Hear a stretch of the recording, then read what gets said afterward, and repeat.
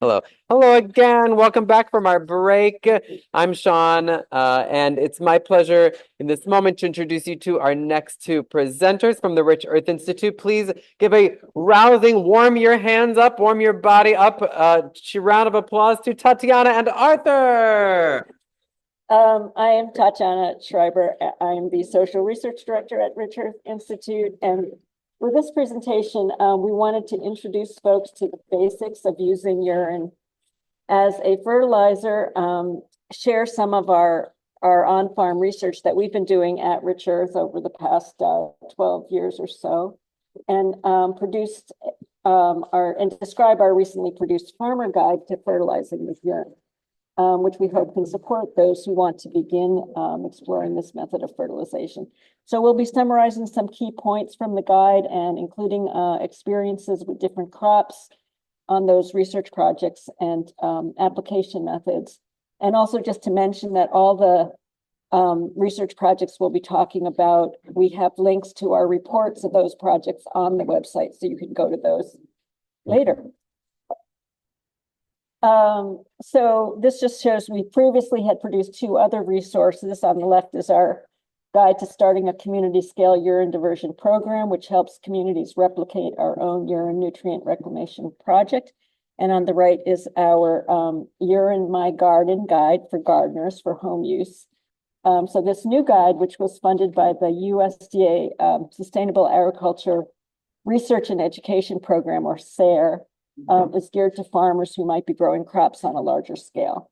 And that is also PDF form of that is available on our website. So recently though, we just have published a new resource, which also is available as a PDF online as well as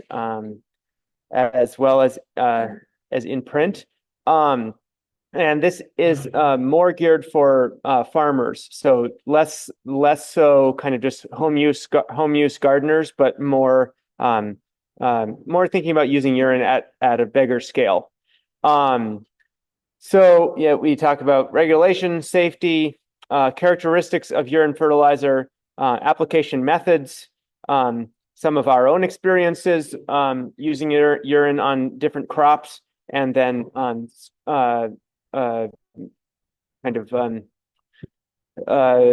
bits of knowledge and wisdom that we've gleaned from talking with consumers and buyers of food. So we're just going to give you kind of a little bit of an overview of some of the stuff that's in this new farmer guide, and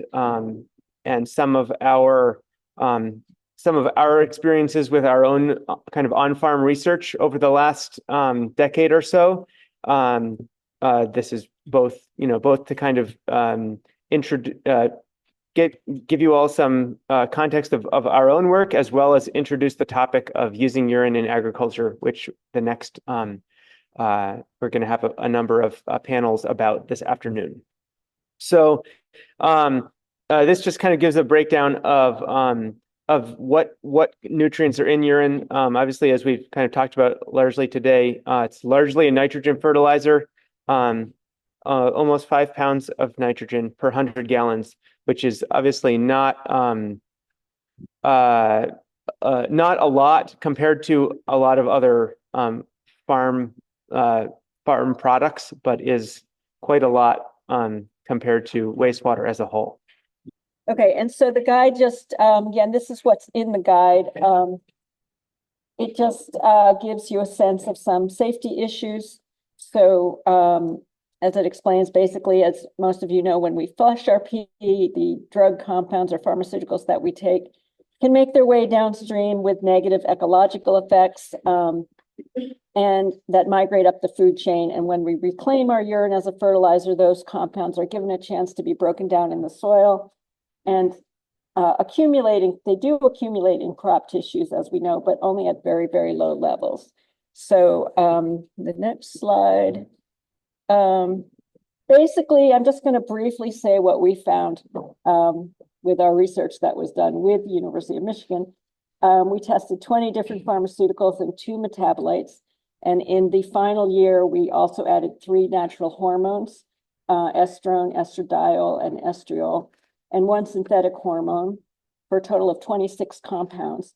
And those pharmaceuticals and metabolites were chosen to represent a diversity of types of medicines, as well as a variety of chemical properties that they had.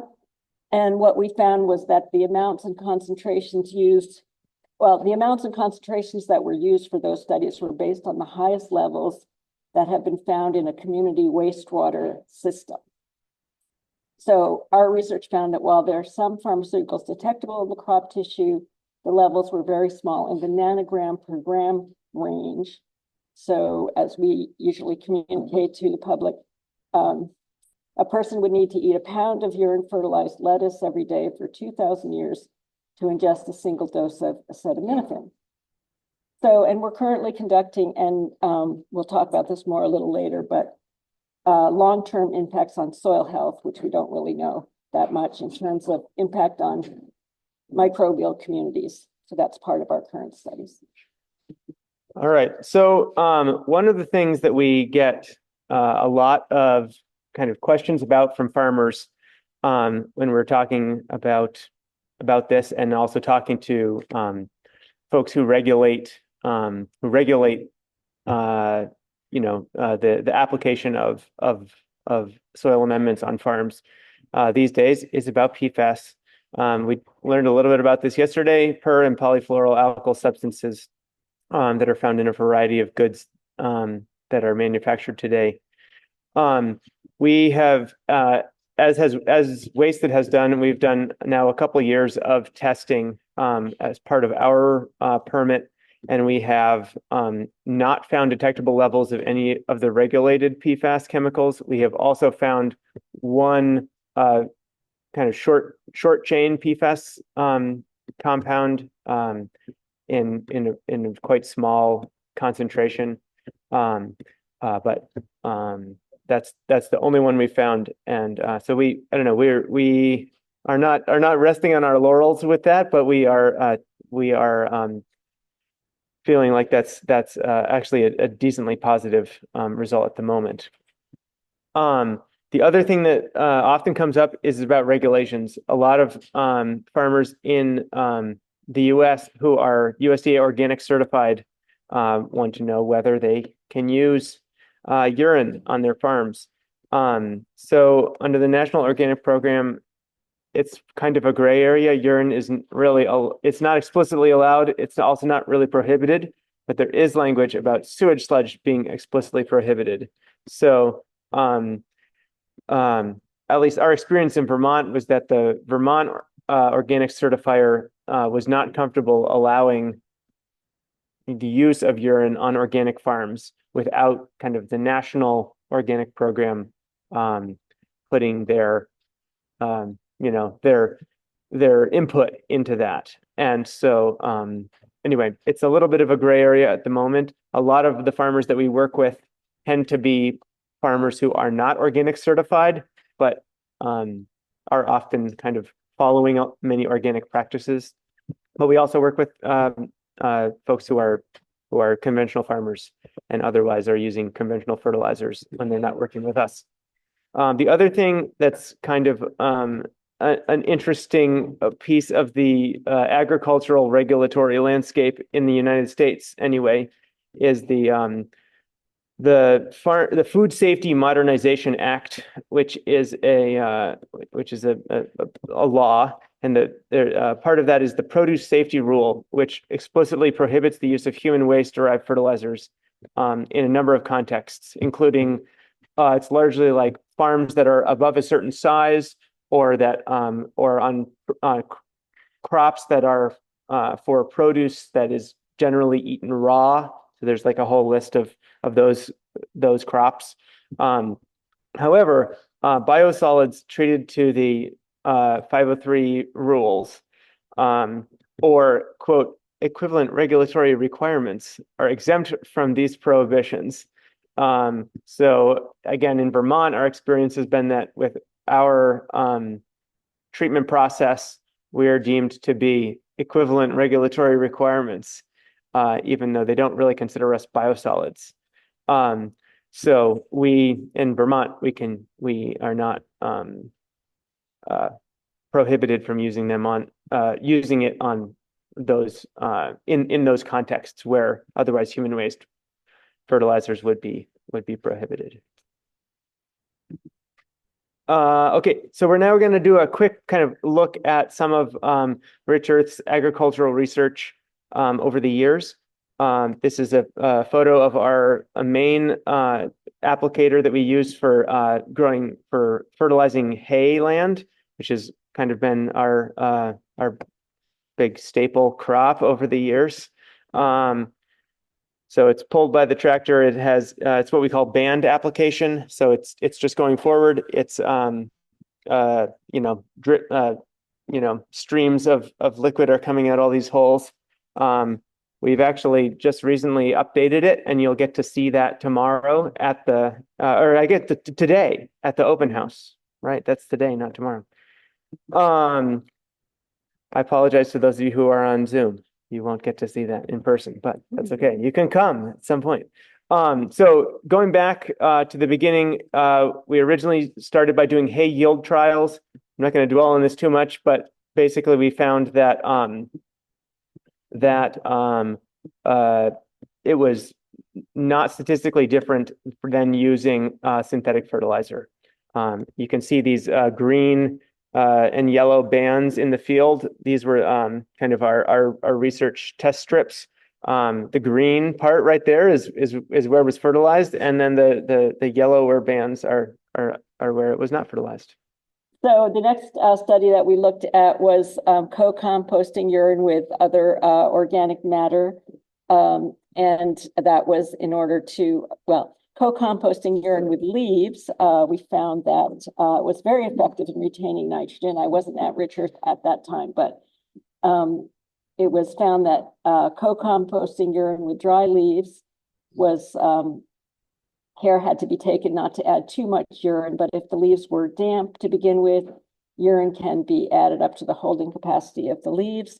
And just mention that when making compost with urine, it's best to be cautious with recipes that primarily consist of slow degrading high carbon materials like wood shavings or shredded paper. Because the urine is highly available, it pairs best with a fast degrading carbon source like leaves. Otherwise, you risk losing some of the nitrogen to volatilization. But in those trials, Rich Earth found that leaves were very, very good. And the results using wood shavings were only good when the shavings were combined with substantial amounts of horse manure. Moving forward a couple of years, we did some trials on ammonia volatilization. So as we've discussed, obviously urine, if you don't stabilize it, most of the nitrogen is in the form of ammonia, which can evaporate when you're applying. This is also the case with other soil amendments that farmers use, such as manure. Well, we did a study where we were looking at different application methods. So broadcast, meaning kind of like spraying, band application, which is like what we do with our applicator, spot application, kind of similar to band, but kind of in one place, and injection, which we saw earlier with Louise Raguet's project in France with that very cool injector. So we found definitely a big drop off in the amount of ammonia loss with different application methods. Basically, as we were doing less disbursement of the fertilizer before it hit the ground, or in the case of injection, it's really just getting injected straight into the ground. So it's interacting with the air as little as possible. And there are also some kind of environmental factors as well, such as applying when the soil is moist, if possible, so that it can be taken up quite quickly. Yeah, and I just want to mention that in most of these SARE trials, they're what's called partnership trials. So we partner with farmers to try to make sure that the research is really addressing their needs. Sorry. And also there's usually a social research component where we do interviews with the farmers and we talk to them about how things are going and, whether it would be feasible in their own situations. So in 2021, we explored the potential of adding waste materials to liquid manures to generate fermentation to lower the pH of the manures, which would help to prevent ammonia loss.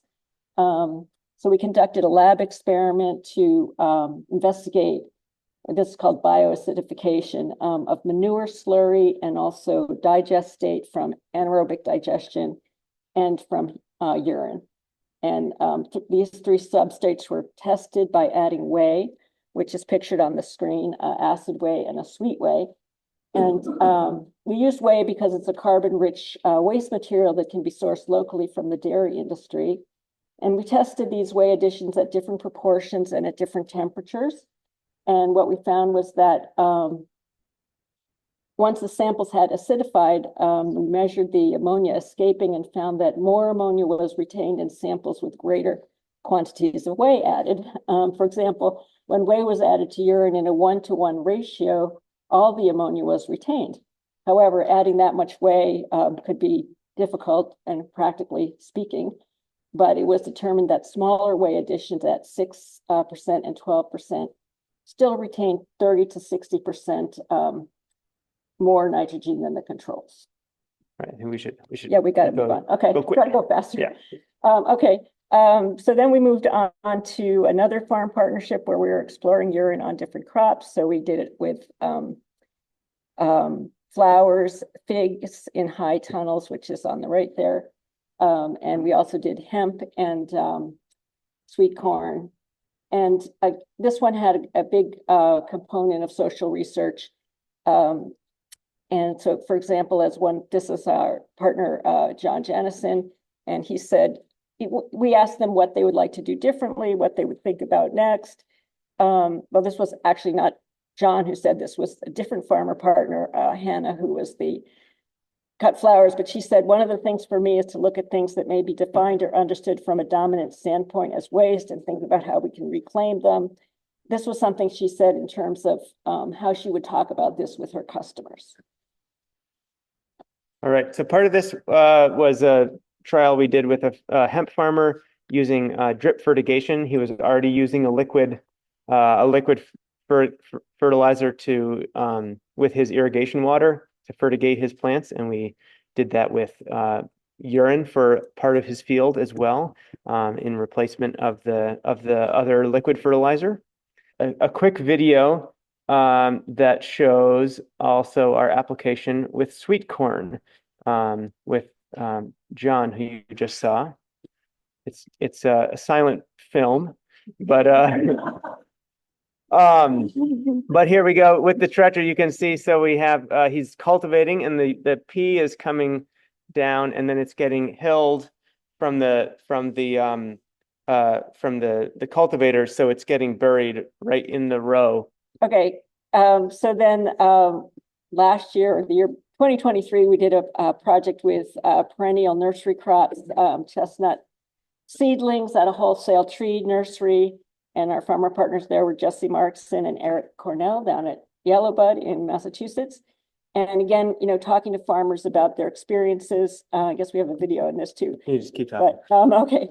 So I think it was Eric who said that, he said that my experience in talking to customers was generally overwhelmingly positive. Some people maybe just don't understand or they're removed from it. But, basically he found that people were very intrigued and interested in the concept. And for that project, this shows the application there with their seedlings right over the young trees. And then we also did a project in air-pruned beds. Air-pruned beds, where we kind of did a couple different treatments of fertilizer levels, and generally they found that the higher rates of application led to a higher proportion of sellable nursery trees.